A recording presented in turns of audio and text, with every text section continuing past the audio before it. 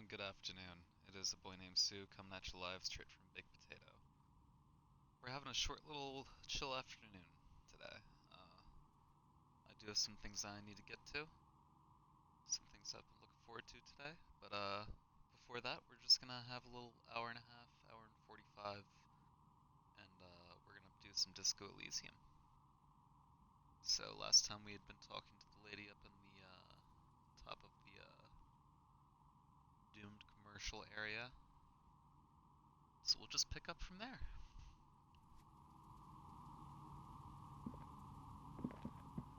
I think that I'd finished talking to her though. Oh, it's you again. Are you looking? I'm listening. Good. I hope it clarified.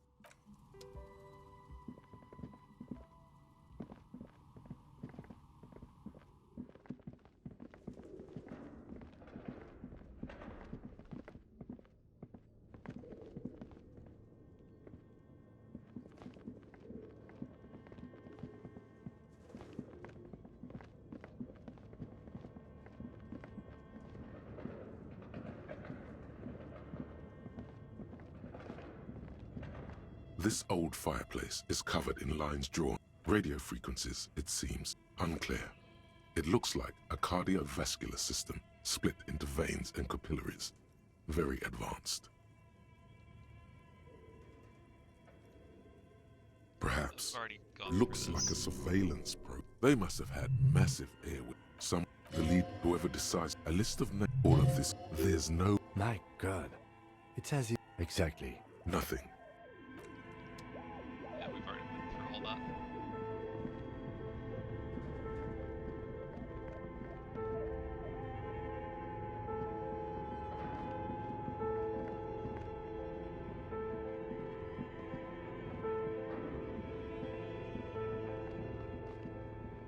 I guess if we're done fucking around in this building, we can go and finally talk to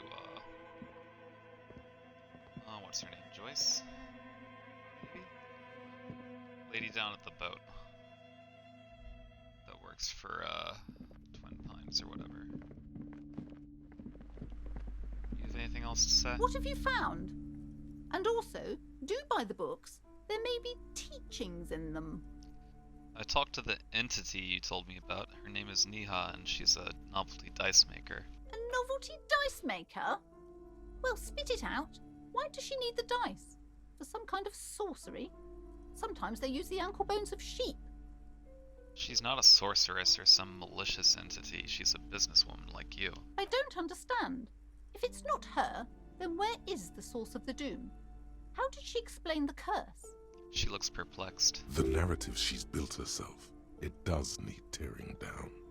Just don't say you don't have any answer yet. The uncertainty is killing her.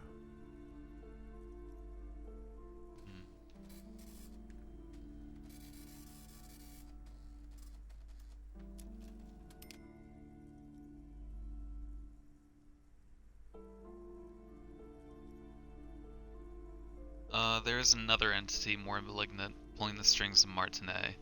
Perhaps in my travels I will cross paths with it. A third order presence, yes. She lets go of the pendant. A great, dark relief washes over her. I've heard of these triactors. In certain occult literature, that's too dark to dwell on for too long, and definitely not in public. She gestures for you to be silent. I understand everything, sir. Thank you for your descending into the maelstrom. I will keep fort up here, strengthen the wards, do my best. And if you happen upon the third entity in your travels, may the Lord be with you. She performs an X-shaped cross on her chest. Well, this has been absolutely educational. If we happen on the third presence in our travels, we will certainly come back to tell you. Yes, the venture continues. In other waters, darker waters.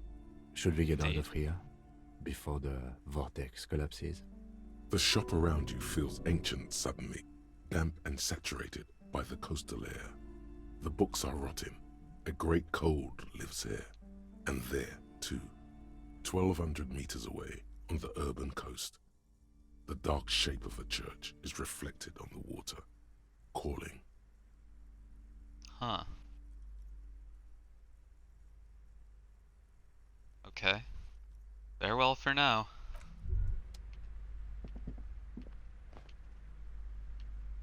Okay, come on. Look at the purple thing.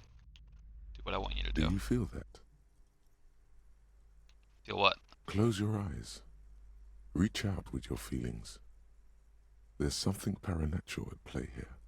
Nonsense.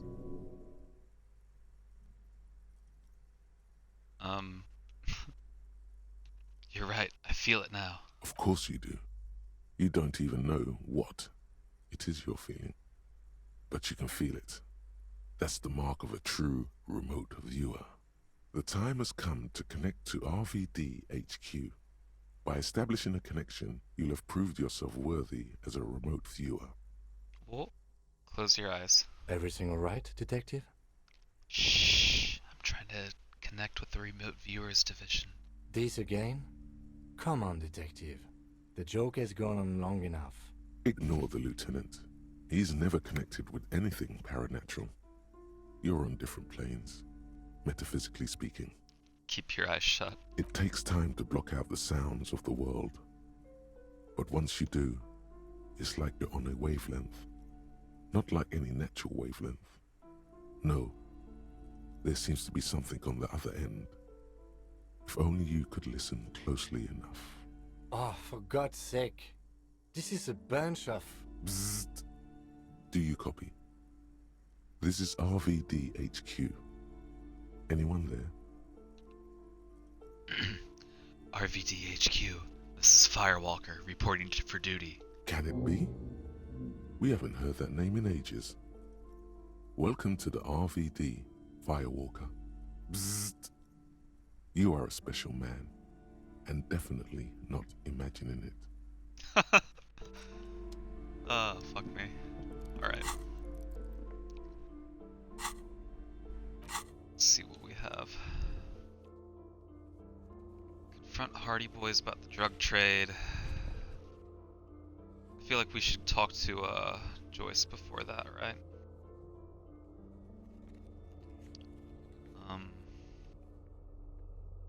Did I already research? I already researched the stupid cockatoo.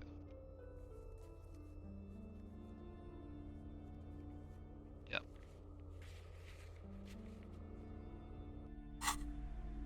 Okay. I think we're done in the bookstore for now. Hold on. Sorry. I'm really bad at navigating menus sometimes.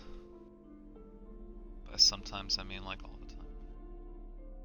I just want to unequip the flashlight. There we go.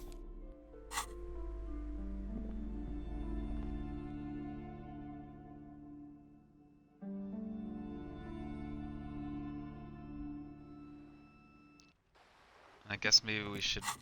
There was a thought there. The RVD thing. Yeah. So we'll have to unlock another one.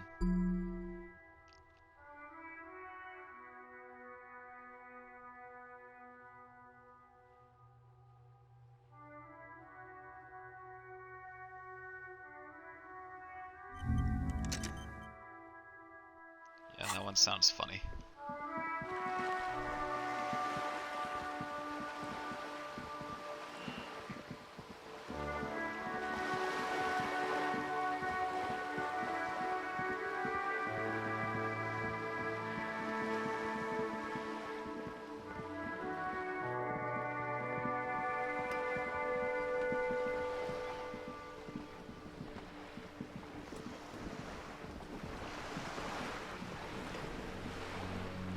You're back. Good. What can I help you with? I spoke with the lorryman at the roundabout. Yes, my eyes on the harbour have sent word to that effect. What have you discovered? Wait a minute, where exactly are these eyes located? It doesn't really matter. And I do apologize for the surveillance. Wild Pines can't afford to be blind at a time like this. In any case, it's a relief to know someone has looked into it. If I may ask, will there be an official investigation? I assume you discovered there is an operation. If there is an investigation, it will be part of an ongoing operation, subject to confidentiality. I'm sure you understand. Of course, detectives. In any case, you've held up your end of our arrangement. I trust you with the rest. Now it's my turn. I wouldn't normally break protocol like this, but the situation demands it. If you don't solve this murder, I'm afraid we may have a bloodbath on our hands. The words bloodbath sound cold in her mouth. They taste of iron and strawberries. What was that about a bloodbath? Yes. I'm afraid this strike may descend into a small-scale civil war, with possible consequences for all of Rivershoal West. Since you are sharing, man, this is also the RCM's worst-case scenario. Then we're on the same page, as grim as it may be. I've already heard about a connection between the lynching and the strike. I need your testimony. I have an indirect role to play, I'm sad to say. My employer experienced a momentary lapse of faith in me. In that moment, they elected to deploy a private military contractor as an insurance measure. They called it my security detail. A momentary lapse of faith? They were dispatched after I relayed the union's initial offer. Every worker... A member of the board. I tried to convince my employer it was simply a piece of rhetoric, or a joke. They did not appreciate the humor. Do you need a security detail? Absolutely not. These mercenaries are muscle, pure and simple. They are meant to intimidate the Union into surrendering. Who are they, exactly? Crenell, an Oranese military company. As far as I know, 3 arrived in Martinez. They report to me sporadically, but they do not answer to me. To be frank, our relationship is deteriorating. They wear ceramic armor, have semi-automatic weapons, and years of combat experience. They also have trauma and stressor disorder, and no idea how to conduct themselves in an urban civilian environment. So, what happened? The story is, one of them, the colonel, I don't know his real name, sexually assaulted a local woman while he was drunk and separated from his unit. This allowed some of the more militant Union members to subdue him. He was taken out behind the whirling in rags and lynched last Sunday night. What then? Nothing. Mr. Clare refuses to let me into the harbor. I have not been able to discuss this matter with anyone there. The remaining 2 Crenell contractors carry out their orders, for now.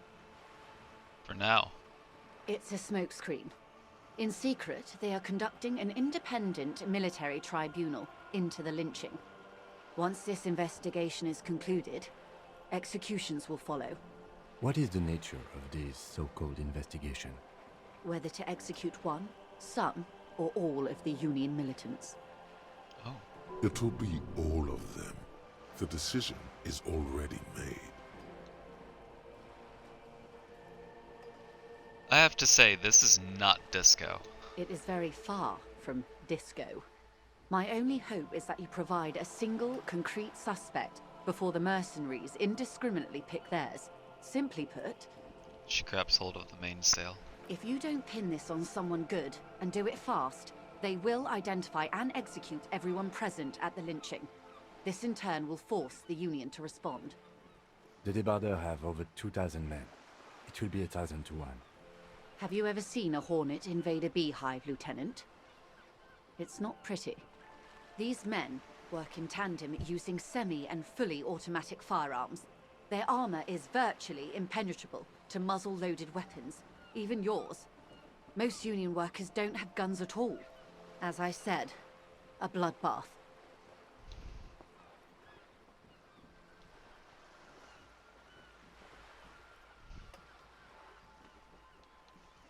I think the confrontation is inevitable.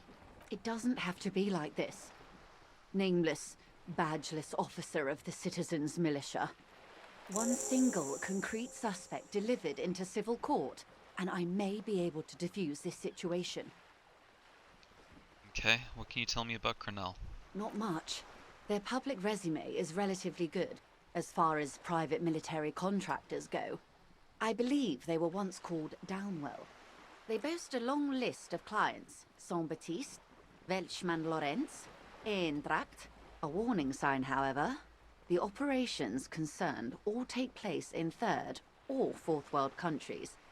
Guarding facilities, escort missions and such. Meaning they're used to operating in war zones. Yes. All the good conflict corridors, Supramundi, Yesut, the Seminese Islands, countries that don't have a good record reporting atrocious military conduct on their soil. Okay, anything else you got on them? Sadly, no. Before this happened, I had little interest in them. Now that I do, I don't have the resources. She thinks. If you still have access to the ICP's database, you could run a better background check than I ever could. It may take some time, though. She thinks. Do you know a lot about the inner workings of the RCM and the ICP, ma'am? In my line of work, it pays to do your research. I was prepared to deal with the RCM. I did not think I'd be dealing with a group like Crenell. Could you contact the company? Tell them to call it off? I have. And they will. However, these orders take time to reach what is basically a rogue unit out in the field here. Until they do, it's all on us. You said the deceased assaulted a woman. Or he didn't. This is information passed on to me from some teenagers loitering around the canal. I cannot testify by it. Who did the passing on then? The remaining contractors. Their tribunal. It's what they believe. What did these teenagers by the canal say? That the man was killed because he assaulted a local woman. I've asked around a bit. This seems to be the accepted story around Martinez. The lieutenant consults his notebook, his eyebrows knitted in concentration. Odd. We haven't heard any reports about an assault in connection with the lynching. Where did it take place? And when? You see, that's weird because we definitely have heard people say that. So I'm imagining that we were probably supposed to do this before we were getting the other information. Last Sunday night, at the Whirling in Rags, the hostel by the gates. Supposedly, the colonel was drunk, maybe on narcotics too. Either way, he's alleged to have sexually assaulted a woman. Sometime later, a group of dock workers got their hands on him. And who was this woman? That's a good question, officer. I don't have the slightest idea. As I said, it's a rumor about a rumor. In any case, it's what the colonel's remaining colleagues believe. You'll meet her soon enough, you feel. This colonel, the one who was hanged. Did you know him? If you mean did I see him alive, yes. But I did not know him. His name was... Lely. His service name, a nom de guerre, most likely. He wouldn't divulge his full name.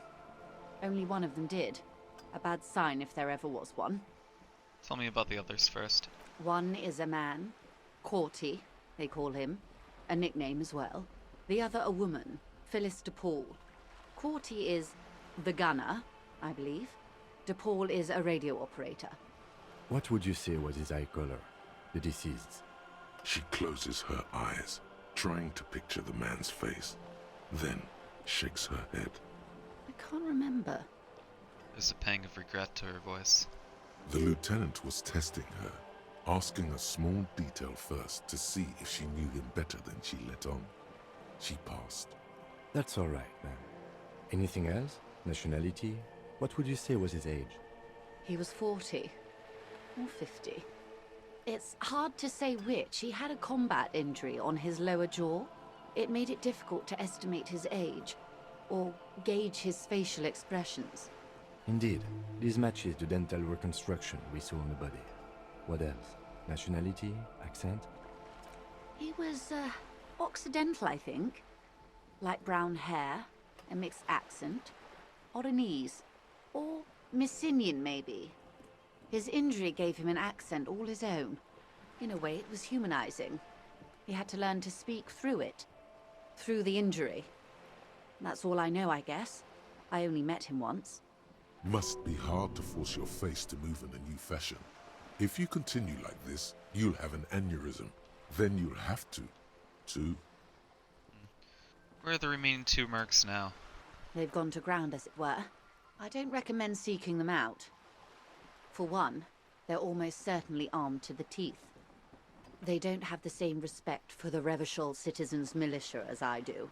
To put it bluntly, they think you're vigilantes. Ghetto savages. It will not be a fruitful meeting. If Still need to know where they are. You're likely to run into them eventually. When that happens, I'll be in a better position to mediate if I don't appear involved. Where are these mercenaries? One is obviously the scab leader at the harbour gates. The one chanting the idiotic slogans. He's barely maintaining his disguise.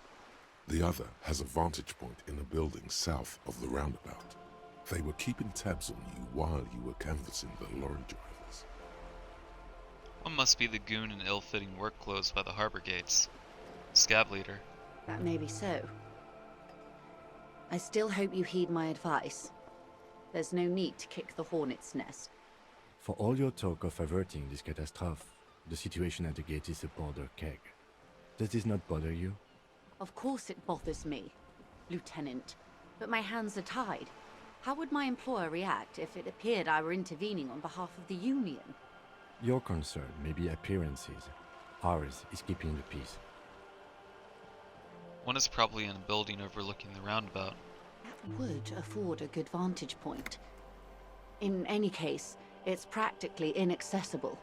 Where is your radio for contacting them, if I may ask? Do you have an earpiece? Heavens no. I'm not an undercover agent. There's a short wave at the ship's wheel. She nods towards the sloop's cabin. Had another question for you. I hope I can answer it better. How much time do we have? Until the executions start? Truthfully, I don't know. It depends on their progress identifying the members of the lynch mob, and their impatience. They don't report their progress to you? Not on this matter. I'm afraid they consider this a personal initiative. There's brief silence. Seagulls squawk over the bay. It's a matter of days, not weeks. It's enough. I am sorry to have been the bearer of bad news. If there is anything else I can help you with, please ask. Now, can you tell me about these tattoos? Of course. Excuse my hesitation before. She reaches over the guard wire and takes the photo, holds it in her hand. For about half a minute, in silence. She wears fingerless gloves. Her fingernails are cut short and fractured, like those of a working woman. It was taken with a trigette not long ago. This is the man's upper body. There were no more markings on his hands or legs. Stay quiet. Observe. Her mouth is relaxed. The accordion lines near her mouth vanish. The pearls of her eyes move slowly on the photo's surface. What do you think? Sorry. I was trying to see if I can read the web of interdependencies between these points. The stars. She points to one on the photo paper. I can't. But that's how you read this story. The points themselves don't have letters, numbers, anything. Their size, location on the body, and distance from each other tells you what they represent. Like stars in the sky? Close. Port cities. This is an Oronese map of the waterways, a sailor's tattoo worn by wayfarers of the Dolorian century. Over 300 years ago, the sailors would mark their bodies to map their travels. What's the use of this map? The sailor's soul would use it to fly back home if they should die abroad. This is a sort of contraption to be reeled back in by. The silver cord, they would call it. Where is he now?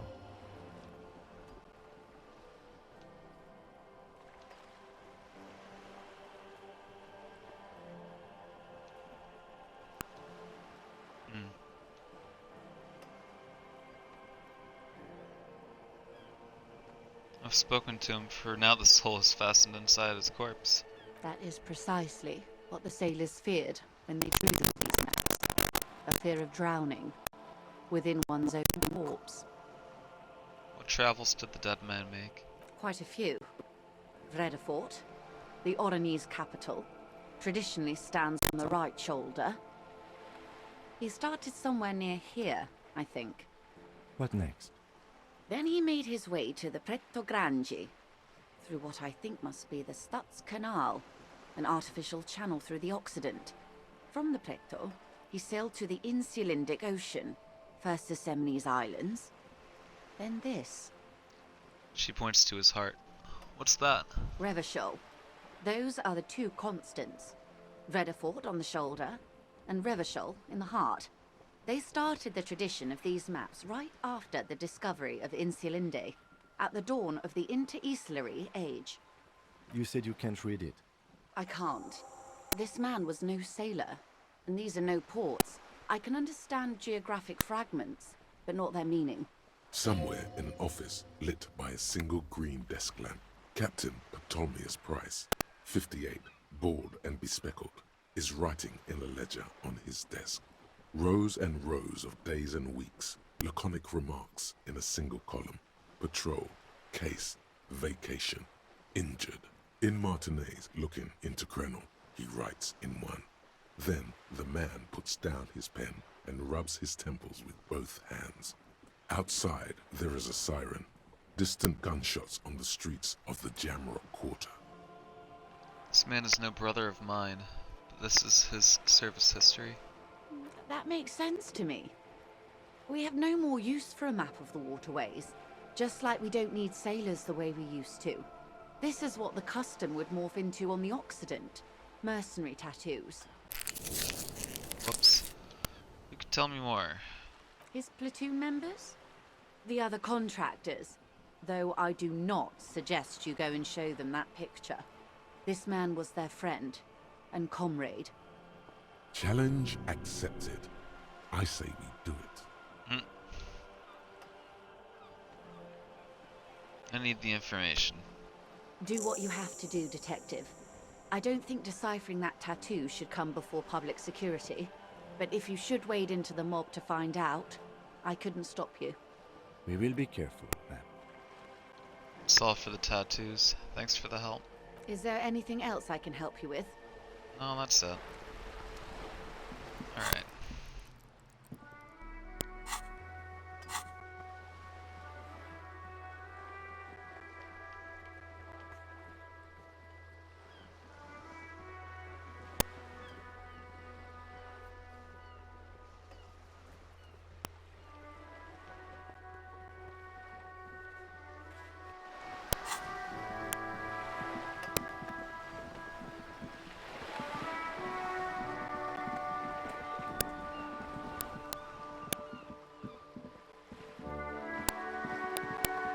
Oh, I think that I can give that ball to the one guy. I forget his name, but we like threw him and his friend's ball, a shot put in the first episode.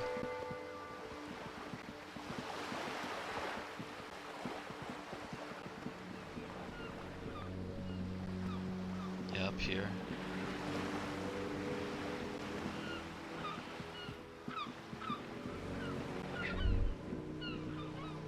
There. Working class drunk. You know what this means, right? Case solved. Cracked it. All in a good day's work. Wait, what did I crack exactly? What do you mean, what did I crack? Look at how working class that drunk is. It's the future leader of the proletarian uprising. No, it's not. It's her husband, the missing husband. Yes, and you found him. Now go and tell the working class woman. Protect and serve, recruit. Didn't she repeatedly tell you her husband isn't missing her? He is missing. You heard her. The worry in her voice. Give me champagne, I'm going in. There's no need for champagne when there's honor, recruit. Go and tell the working class woman what you found right now.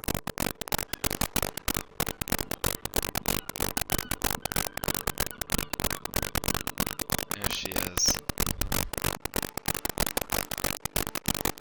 It takes willpower to even read the author's name. Jan Kaus from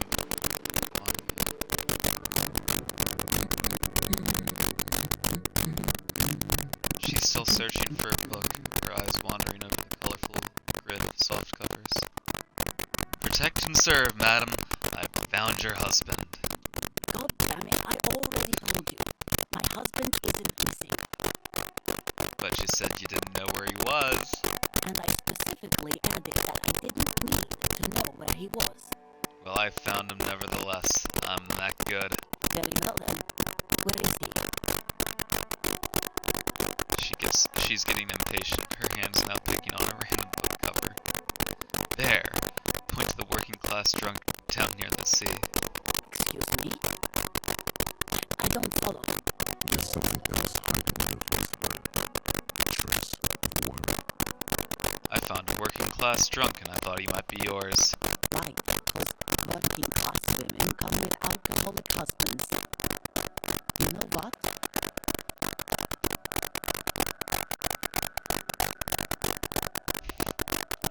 Something bad, I guess? I'm sorry. I say stupid things sometimes.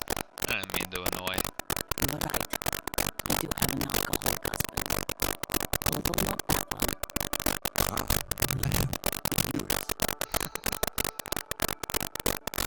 But you told me your husband's alright. No. So is he missing as well? No, he's not. Or maybe he is. I don't know. He's probably in the park or in Shamrock somewhere. Drinking with his friends. She looks away. I haven't seen him for... Well, to hell with him. She has completely forgotten about her books, staring blank into the distance instead. She's worried now.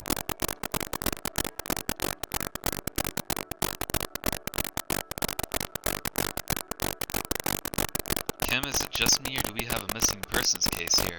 I wouldn't be so sure. He replies before turning to face the working class woman. Ma'am, just to be completely clear, do you want to report it to the police? Report what? He's just out drinking with his friends. I'm sure the police has better things to do than to chase down local goofballs. Not at all. RCM is ready to chase down every goofball in town. We care about ya. She sighs, but you can detect a slight hint of gratitude and relief from her face. Alright, go ahead. Do you have any questions? What does your husband look like? Honestly, not that different from you. So let me guess, he's disco? Oh, thank God, no. It hasn't come down to this yet. Why did you say that your husband resembles me then? Well, he's slightly chubby. Wait, did she just imply that you're fat? You're not fat. The body type she's referring to is called a Franco-Nigerian hard body. I'm not chubby and neither is your husband. What you meant to say is that we both share a Franco-Nigerian hard body. You both share what? She doesn't understand. Franco-Nigerian hard body. Softly round yet still in shape. Ladies dig it. I'm not sure about that.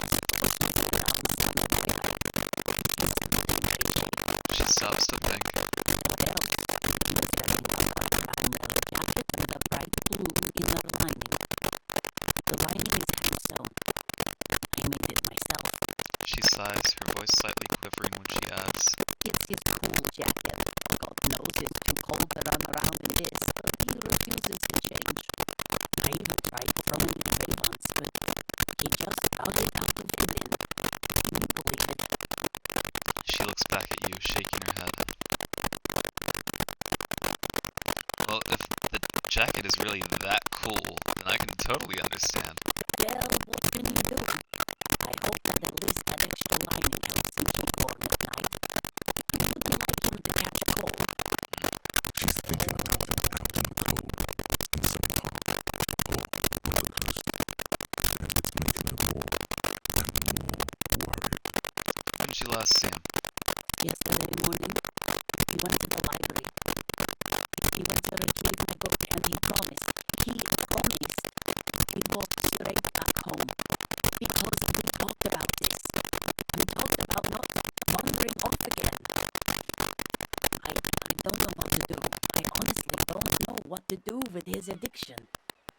Just makes me feel weak. Gone for around 36 hours then. Damn, this is a missing persons case. She turns away from you in an attempt to recover. I think I got it. Thanks. So you are going to look for him. She genuinely wants you to know. Don't make her ask. Yeah, I'll bring him back home to you. Thank you. Please do. even though I'm sure he will return home by himself. I'm still sure of that. She tries to maintain a brave front, even though her eyes reveal the opposite. I'm sure he will too. When he does, would you let Precinct 57, Kim Kitsuragi, know? He gives her a slip of paper. I will, of course, officer. As I said, it's probably nothing. You were right that I'm a cockatoo. Excuse me? I went and I read up on them, just like you said, and I even decided on what kind of a cockatoo I am. Wanna know? I don't know. The most talkative one? No, I'm the fuck-up-a-two. The what now? The fuck-up-a-two. It's the one that always fucks everything up. No, you're not. Don't think that. You're the cockatoo who offered to find my stupid husband. Let's leave it at that. That's so sweet. She doesn't want you to be the fuck-up-a-two. Alright. I'll get going then.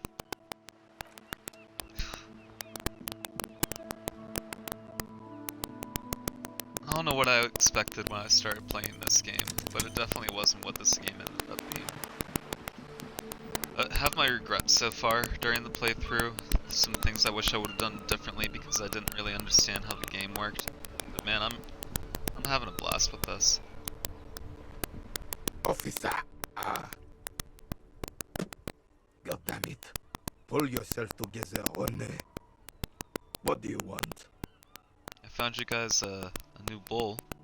What is this? Are you mocking us? This isn't for pétanque. Now. No need to get angry again, René. I'm sure the officer tried his best. It's not like there's a bull kiosk here in Martinez. I'm very sorry. It's the best I could find. The best, huh? This isn't even a bull. But fine. I guess you did attempt to right your hooliganism. Consider it forgiven. He mumbles something to himself. It seems to be a variety of curses. I saw the statue of Philip III near the roundabout. Ah, yes. King Philip III on his steed. A reminder of what Revachol once was.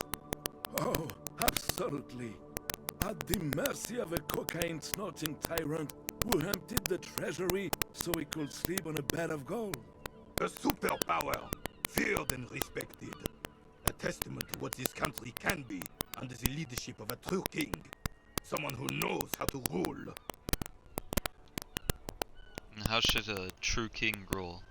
Decisively, without fear of offending the sensibilities of the frail and weak-minded among his subjects. This is something the insurgents never understood. Seems to me a leader should take care of his people before himself. A nation is only as strong as its leader. That's why it was such madness to try to... Don't get started on that again. What happened, happened. There is some weariness in his voice now. He's heard this rant many times before. The Carabinier doesn't reply, but his entire being communicates unbreakable resolve. No one and nothing can change this man's mind. He is as rigid as they come, still in that antique uniform. It's a symbol for him. Let's talk about something else. Right.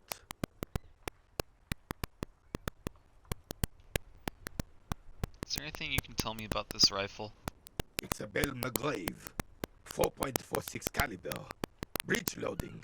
Revachol made. Good weapon. Accurate and reliable. This one's inoperable. The bolt spring is missing and the mechanism is jammed shut. Still a beauty. Where did you find her?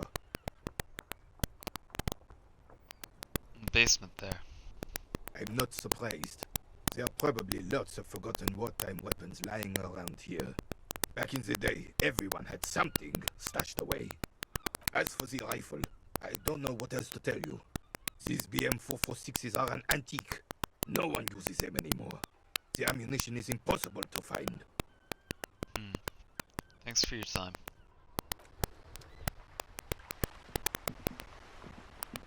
It is such a pleasure to see you again, officer. How may I head the citizens' militia on this fine day? You mentioned Jean-Marie Ballou. Who is that? Oh, sweet Jenny. Jenny. She was the finest woman in all of Revachol. Maybe the entire world. Do not defile her memory, Gaston. Let her rest in peace. So you both knew her. We knew her, all right. Lived on the same street our entire lives, just 2 houses apart.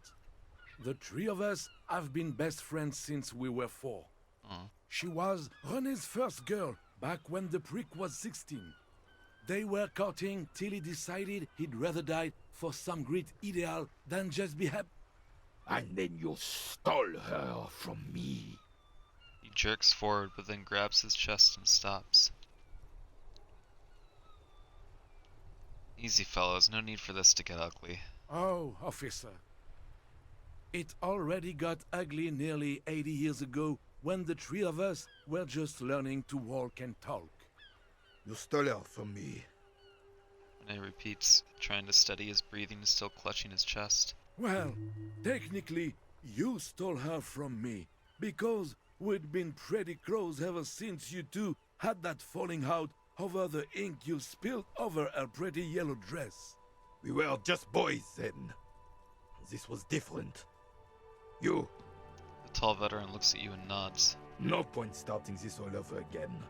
For the 1000th and the first time. Especially when we have company. Officer, What happened to her? She died of pneumonia 2 winters ago.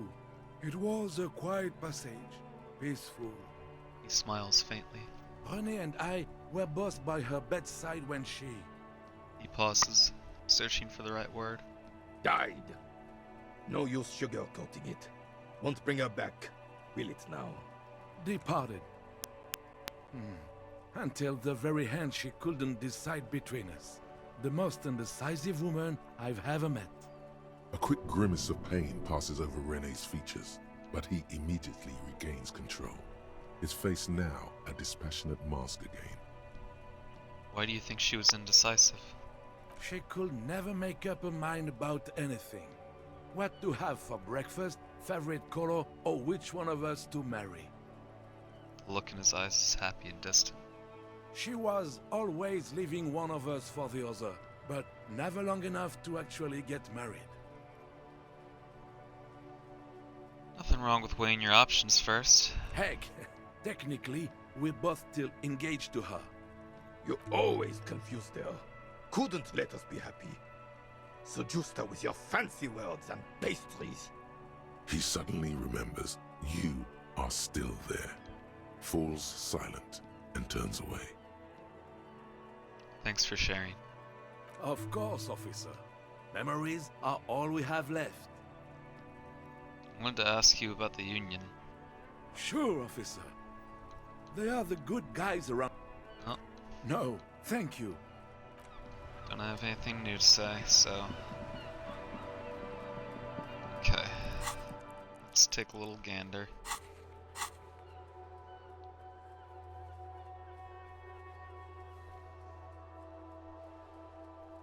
Alright, so we should probably check the bar.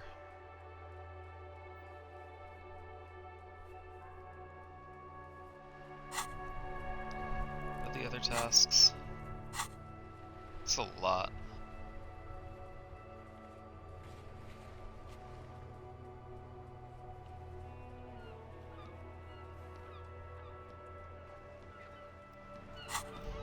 Guess we can probably call the Inside, What you is it? see a set of steering levers, a radio microphone, a pull-out CP or toolbox, whatever. and the soft glow Seeing of the Cloud fuel Posse. preheater gate. This is Precinct 57. How may I assist you? Please connect me to Sylvie, or no, connect me to the 41st actually. Right. Please hold. 10-4, come in. Fire. Roger that. 10-10, over and out. This is Which Precinct one's 57. Sylvie? Just a second. Sylvie Malaika. Yes. Hello? Hey Sylvie, it's the police again. Oh, great. What else do you need, detective? Have you seen my badge? Yes, I know who you are. You're a police officer. The law. How did you first learn that I'm a police officer? You told me back in the whirling. You told everybody, and so does your badge. I don't need to hear about it anymore. My badge is missing. Have you seen it? Oh, no, I haven't, sorry. Real policemen have uniforms too, by the way. Where's yours? Kim doesn't have a uniform, and he seems real to me. He's in plain clothes, voluntarily. It's different from not knowing where your uniform is. There are officers who wear the signature Perseus black uniforms to the highest ranks in the RCM and end up buried in them as well. Others do it more casually. Looks like you're one of them. Have you seen my gun? Please, no. Not this again. Everyone saw your cool gun, detective. She sounds beyond exacerbated. I showed you my gun? When did it happen? You were trying to impress some people with it. Everyone was eating, and... She stops hesitantly, not sure if she should continue. Sounds like it's going to be bad. Do you really want to know? And what? What did I do? You were waving it around in everyone's face, begging them to describe it. You said it calms you, and then you started making suicide jokes. It got pretty graphic. Oh. Some poor sod was trying to eat his pudding while you were screaming, spit flying, imitating the mercy shot right next to him. Spat some in his food. I don't think he touched it after. People tried to back away from you, or even slip out of the door. But you screamed, "I am the goddamned law, and you have to listen to me. You are all suspects in a murder investigation." Yeah, I should have killed myself. No, please, no more suicide threats. Thank God you don't have that stupid gun anymore. Alright, I don't know what to say. Me neither. What happened to my gun? No idea. All I know is next you were waving around money instead, saying things like big bucks cannot lie and guns can't buy money, but money can always buy guns. Oh, well, can't argue with It that. almost looked like you pawned it. But believe me, I did not ask. She sighs. I found my patrol cloak earlier, but have you seen my policeman uniform? Uniform? I never saw you in any uniform. You had your things on. The disco things. Somewhere in a dank rental apartment, 2 police officers stand in the dark. Trash and liquor bottles cover the floor. Things are not good. One of the men, trying not to slip on old newspapers, makes his way to the window and pulls the curtains apart. Roaches scatter as the light comes in. Goddamn. Officer Michelle Elfboy Williams speaks to himself. His partner, Sundance Fisher, looks at the patrol uniform he's wearing, then at an identical suit frame on the wall. It's blue and covered in dust. "Let's get the fuck out of there," he turns to Williams. He hasn't been here in days. Oh. Do you know how my paperwork ended up in the trash container behind the whirling? Well, you tried to jam it down the toilet, sir, clogging it completely. After I had unclogged the toilet and retrieved the paperwork, I threw it out in the trash, thinking you didn't need it. I am sorry about that. Anything else, detective? She doesn't sound like she's actually that sorry. I think I got everything I need for now. Bye. You hear the call breaking up on the other end of the radio, and then the already familiar voice. Anything else I can help you with, officer? It will take... Her voice is... Gottlieb, what you get yourself into this time? How did you know it was me? I didn't, but now I do. How's the drinking going? I'm trying really, really hard not to. Great. Have a medal. I have an autopsy to attend to. An autopsy of one Chester McLean who died of fish poisoning. Oh. Fucking, I'm not dead. It just hurts, okay? Oh. Guess that's it. Mm-hmm. Anything else I can help you with, officer? 57. In the cabin, you you see a set of steering levers.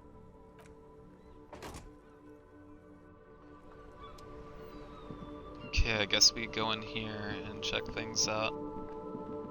Confront the Hardy Boys and see if the husband's in here.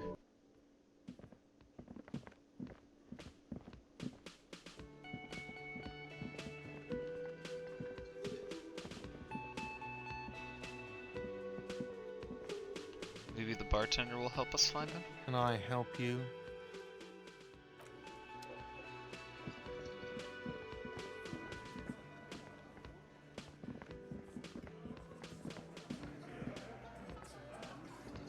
Looks like the circus left town, but the clowns are still here.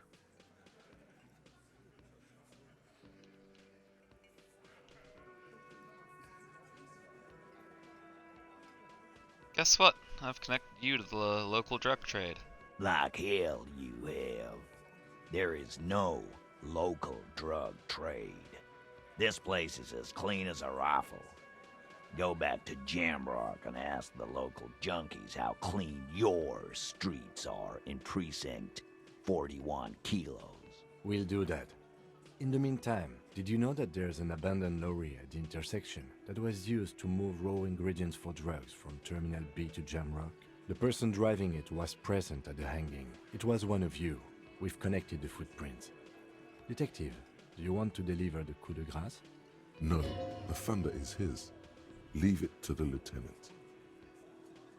No, do the honor. You've earned it. Thank you. You're right, Titus. There is no local drug trade because it's all controlled by you. You're the drug trade. That's a mighty interesting theory. I guess that's what you would need to do, theoretically. A big, strong, state-run monopoly would outcompete the runts on the street. Yeah, man. Theoretically, that's what you would do. To get rid of the gangs, the dealers, even some of the junkies. You would need good, trustworthy people to take their place, of course. Hardy men to run such a monopoly. For the good of the community, of course. Yeah, this is disgusting. You're admitting to profiting off of poisoning your own people. Boo fucking who. People will always be taking drugs. Might as well do it clean and organized. Yeah, that's what the labor movement is all about. Clean and organized. And the Hardy Boys are running it. Theoretically, of course. We're just talking politics here. My answer to your drug accusation is, how dare you? Go fuck yourself. Not quite yet, Mr. Hardy. There were 8 sets of prints on the crime scene. There are only 7 Hardy Boys here. The 8th Hardy, the one who's missing. She runs the thing, right? My answer is, fuck off. Mind your own business. There is no 8th Hardy. I run this goddamn scene. Finally, you got something out of him. This could prove useful in the future. And here we go. Back to the usual. The woman's size. I know! Fatty walked on all 4s. He's so fucking fat he left 2 sets of footprints. Go fuck your mom, Dennis. That's more like his voice. You heard him. It was Angus on all 4s. Anything else you need to know? Talk to Joyce. Merc you hanged? His friends are coming for you. Yeah. By friends, you mean his squad mates from Cronell. Wouldn't want to beat up his grandma. There's snickering in the room. Some of the men just put their beers down. Nervous, snickering. There's a rush of adrenaline present. Yeah, they're forming some kind of tribunal and they're coming for you. This is what happens if you take the law into your own hands. Other people start doing it too. Let them come. The Hardy Boys are right fucking here. You heard the man. Right here. We're armed. We got the whole district behind us. And Glenn. Glenn is fucking crazy. Yeah. A well-oiled murder machine. He punches Blondie on the shoulder. The mood is on the rise. They're feeling confident, ready to punch out the whole Merc platoon. Mercenaries are armed with automatic weapons. We got weapons of our own. We got Ister 50s, Zeelagers. Glenn's got a knock cannon at home. Will they pierce ceramic armor? I guess we're gonna see, aren't we? See what? That they don't? Yeah, like you've been up against ceramic armor. He takes a sip of beer to bide his time, then tries to get the last word in. You haven't even seen the whole suit, right? I've seen the whole fucking thing, and it didn't make him immortal. Grinnell's bad news, you know that, right? So are the local gangs. The fucking Barmy Army and the Madre scum. You've been out there. Seen any around? Yeah. Where are they now, huh? Sent back to Madre in an airtight cargo crate. These people are trained military professionals with decades of combat experience. They are not a gang or a barmy army. No, they're not. They're uncoordinated and drunk. We know more about them than you think. Joyce said they've gone rogue. Nobody's controlling them. Big fucking surprise. They hire psycho scum, arm them to the teeth, and let them loose in the city. What do you think is gonna happen? He's really prepped himself up for this. He has to keep the fear in check. Okay. What do you mean, okay?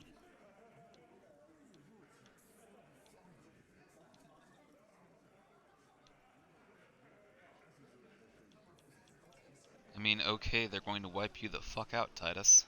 No, they won't. Get out of here with your negative energy. All he means is that the situation is serious. No wonder you cops get shot to shit every day. Can't go to war with an attitude like that.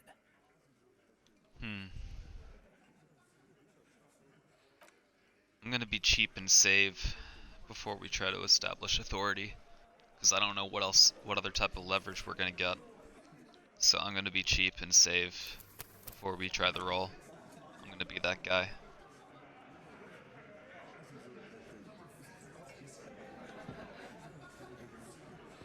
It's you again. What is it?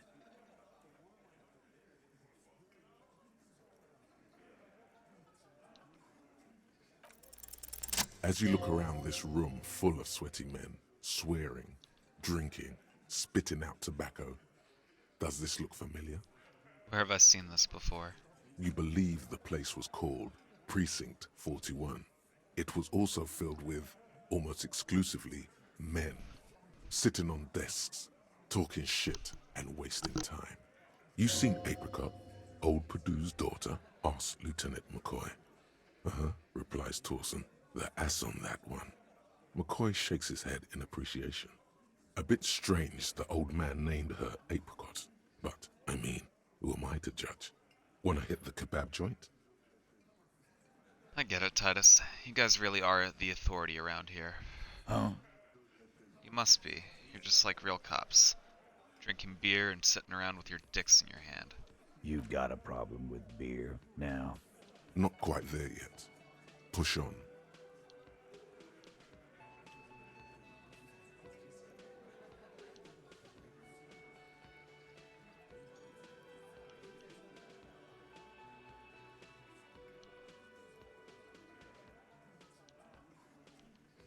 No, I'm also a big fan of beer, and jerking off instead of helping people. You saying we don't help people?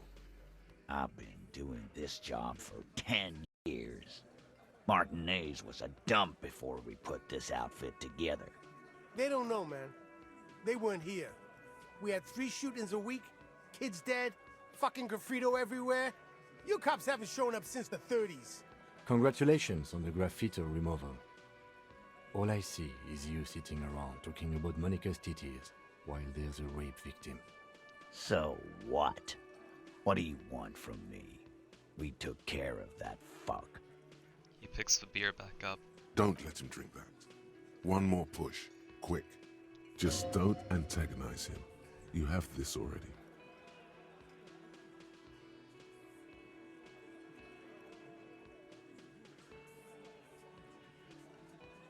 It's not about who did it, it's about the victim. She needs help. Titus? She stops mid-sentence. That's it. You got him. He's going to give it up, but on his terms. You wanna help her, cop? Fine. I'm gonna let you help her. But you treat her with respect. If you don't, if you question her, harass her, a freight train of pain, buddy. What is her name? Lieutenant takes out his notes. Glacia, I'm on due. She's staying here at the Whirling in Rags, a real pretty one. Silvery jumpsuit, blonde. That's I'm on due, with an O-U. Shit. The girl. The girl upstairs? That can't be her. She knows you drank so hard you forgot you were a cop. Oh, it's her! It's definitely her! It's Miss Oranje, disco dancer!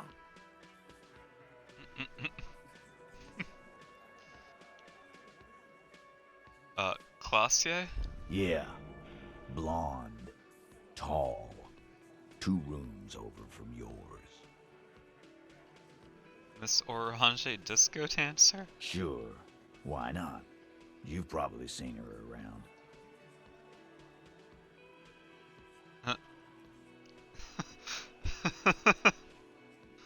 All the different negatives there. Class A man though. Cool. You inexplicably add cool after the victim's name, with your eyes bulging like some wild beast. Your fingers are fidgeting and sweat starts forming on your brow as Titus looks at you oddly. I don't understand what's so cool here. Nothing. We just have a few more questions. Then we'll be on our way. Whatever you do not tell him you know her. That would sound off. So what was her relationship with the mercenary? Relationship? There was no fucking relationship. He raped her. That's their relationship. Something is off here. His anger is possessive. Was like that karaoke incident all over again. Or like some of the other girls he was harassing. Okay, enough. All of this is irrelevant to your stated investigation. So, the rape. When was that? We did it before we killed him. He's not gonna do it again. So what does it matter? It would help if we establish a timeline. All right. 2 weeks, maybe? I don't know. I need another beer. He turns to Glenn. Here you go, boss. So, what's your relationship with her? I know her. He looks around and uncommon silence fills the room. How well do you know her? A small twitch in the corner of Kim's mouth. He has a hunch about what knowing means. Well enough, Copper. We party. She's been here for a few months. Crosses his arms. So she's not from around here? You mean Revachol? Nah. Our Miss Oranje disco dancer is an immigrant, or a drifter of some sort. Been staying over here over the winter. Don't you give her any more trouble. She's just had some bad luck, that's all. Shut up, Angie. She doesn't need your help. Titus gives them both a look. They fall silent. What's with all the silences? It's like these guys don't know how to feel about this. You should keep picking at it. And what was up with the partying she and Titus did? It sounded fun. You said you partied. Cool. That's cool. What you mean? What do you think I meant? Sex, drugs, and karaoke, right? Yes, yes, and no. Got something to say about it? So you're saying the two of you were close? No, we just fucked. That's all. I'm not gonna give you any details if that's what you're after. So put your dick away. He really went out of his way to seem comfortable with this topic. That's all you're gonna get for now. Alright, we'll talk to her. Remember what I said. freight train of pain. He points his beer can at you.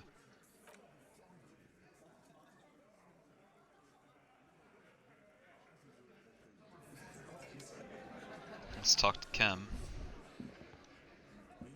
Officer, what was that? What was what?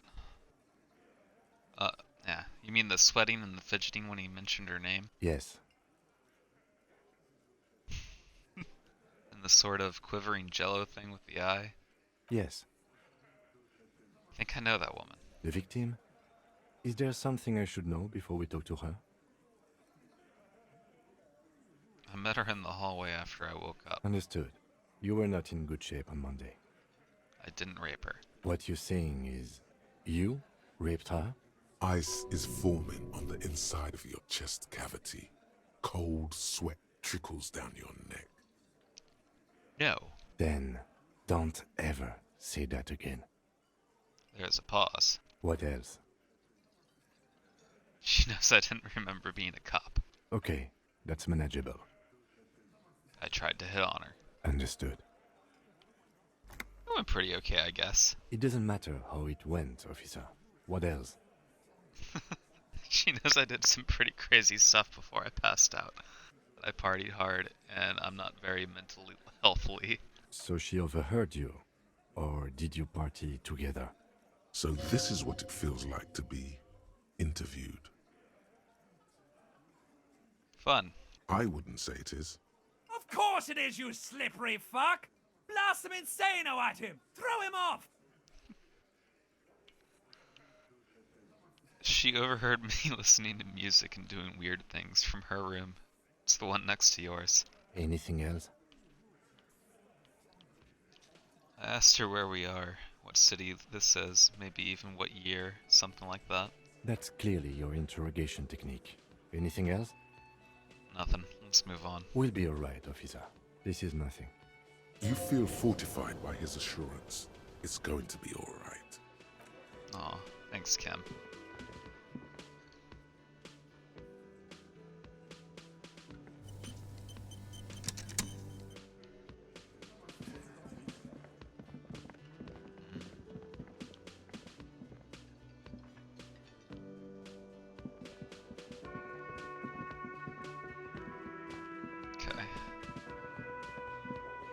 We've got a tiny little bit of time left. I don't know how long this conversation with her is gonna go, so I guess we'll start it. Hopefully it doesn't extend longer than the next, like, 20-30 minutes. The door is closed. Knock. Who is it? This is the police. Can we come in? Come on up. The door is open. I'm drying my hair. Sounds like it's coming from upstairs somewhere. You could snoop around before going up.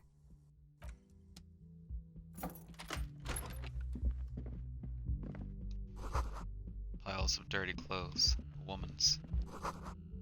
Hotel bill calculations. Looks like she's had an extended stay. Nope. Not trying to go up. I'm trying to open that door.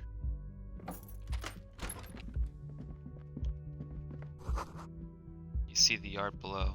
Corpse is no longer there. This medicine cabinet is full of wares. Sheets of pills, haphazardly stacked one on top of the other. There's also a toothbrush somewhere in there.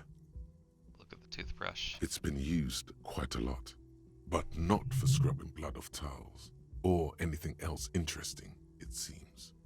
It's clean of chemical odors too, just some dried toothpaste on the handle. Look at the medications. Pharmaceuticals line the shelves, sheet upon sheet of pill bottle next to pill bottle.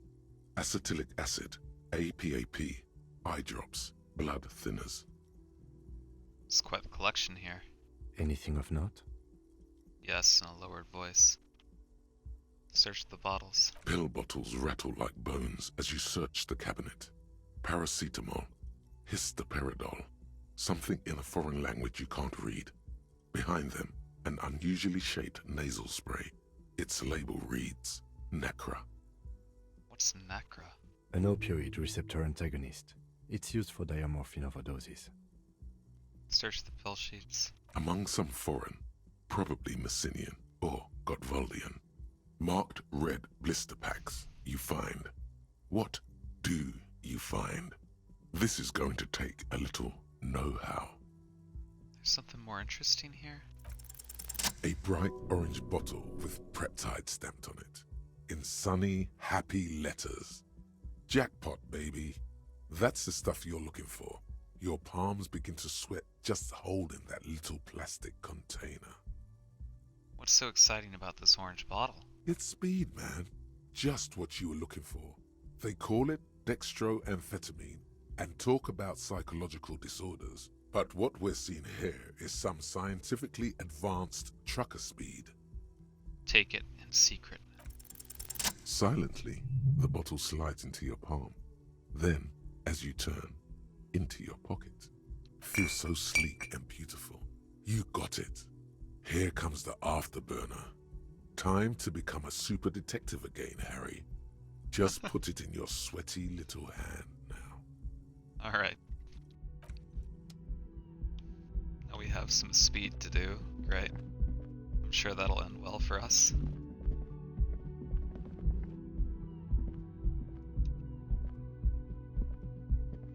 Will you just get through the fucking door? Thank you.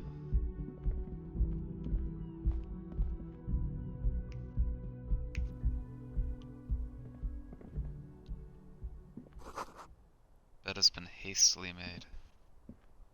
This window is pristine on the inside, unlike the one next to it. Light from the desk lamp reflects off the glass in an untarnished golden halo. Run your finger across the surface of the glass. Smooth as ice. There are spots of mud and rain on the outside, even smudges. But the surface of the window is clear from the inside. No chips, no hairline fractures. Following your lead, the lieutenant leans in closer to inspect the surface. Window's been recently replaced. Looks like it, yes.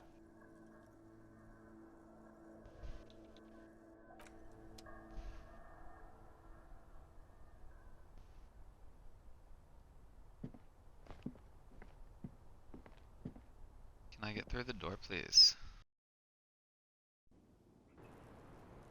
Oh. I didn't realize we were going outside. The smell of cigarette smoke in the air. Astra menthol. Cold coffee in an ashtray that looks like a hedgehog. Look, a handful of dried wildflowers. Just as you look at the flowers, a gust of wind raises them from the roof, picking them up in the air. Move your hand fast. You catch a single white flower between your fingers. The rest fly off into the wind. It's a Maybell. The young woman looks at the Maybell in your hand. Just a glance, then takes a drag of her cigarette. The lieutenant gives you an acknowledging little nod.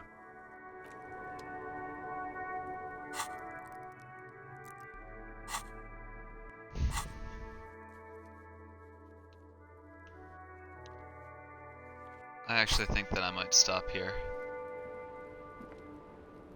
Because I do need to start making moves for the rest of my day. And make sure that I'm ready to leave here soon.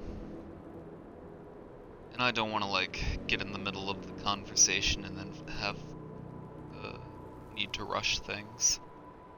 So I think we'll call it here for the stream.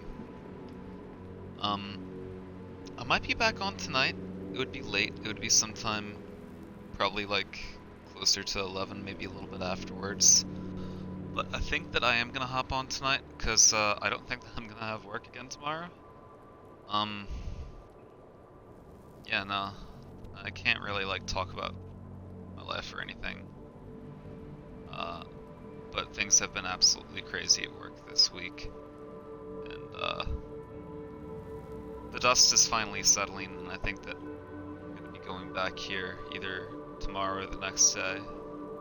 But tonight, I think that I might hop on late, again a little bit after 11 or so. And if we do that, we're gonna be starting Alan Wake for our horror stream.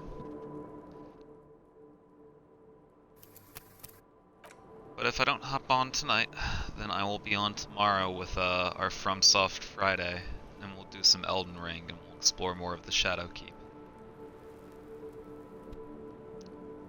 So yeah, that's our plan. Whoever's lurking, thanks for hanging out. I hope it was entertaining, not too cringy or annoying. I love having you here. Love having anybody here. So yeah, maybe I'll see you again sometime. This has been A Boy Named Sue, coming at you live straight from Big Potato.